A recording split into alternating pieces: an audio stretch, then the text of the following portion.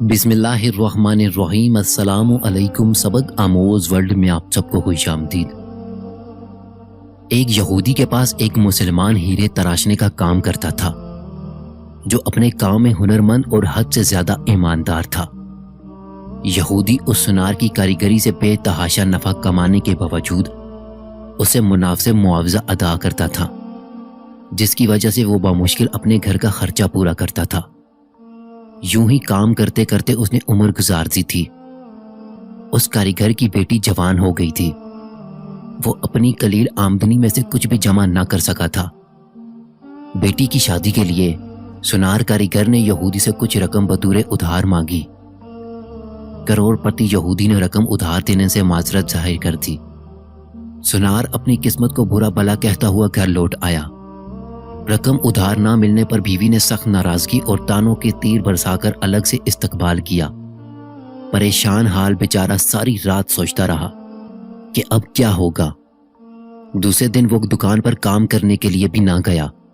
بعد میں یہودی سنار کے بلانے پر جب وہ دکان پر پہنچا تو اس کے ہاتھ میں ایک پوٹلی تھی جو اس نے یہودی کے سامنے کھول کر رکھ دی۔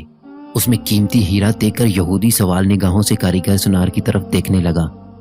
کاریگر بولا، مالک یہ ہمارا خاندانی ہیرا ہے، اسے بیچنے کی اجازت نہیں ہے۔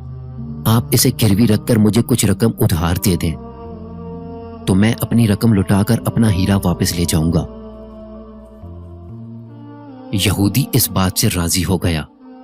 مسلمان کاریگر نے قرضے کی رقم سے بیٹی کی شادی کر دی، پھر دن رات کام کر کے قرضے کی رقم آہستہ آہستہ ادا کرنے لگ گیا۔ قرضے کی آخری قسط ادا کرنے کے بعد مسلمان کاریگر نے اپنے ہیرے کا مطالبہ کیا۔ یہودی نے وہ ہیرا لا کر اس کے سامنے رکھ دیا۔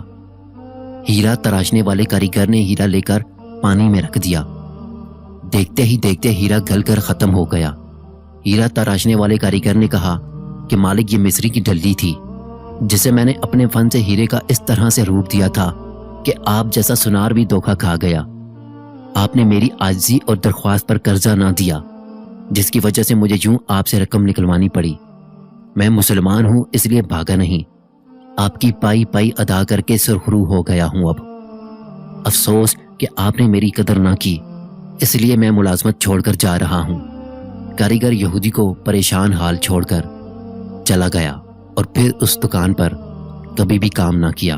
معزز دوستو، اللہ تعالیٰ کا حکم ہے کہ ضرورت مندوں کی ضروریات کو پورا کیا جائے۔ ایسے کرنے سے معاشرے سے برائیاں ختم ہو جاتی ہیں۔